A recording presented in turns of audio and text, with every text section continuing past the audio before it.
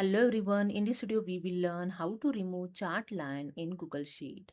So let's start. This is my Google Sheet and here you can see I already create here the chart. So in this chart you can see there are three lines is available. When I click on it, I just double click on to select it. You can see all three line is selected. So these three line I'm going to remove it. Okay. So for that simply click on the chart, then click on this three dot, then click on the edit charts option. Okay, and here the chart editor is open with the setup tab and customize tab. Then click on the customize tab and just drag below, and here you can see the last option grid lines and ticks. Just click on this arrow, then again drag with the mouse and see the all grid lines option. Here the one option is tick already major grid lines. So here you can see this line will remove when I untick this option.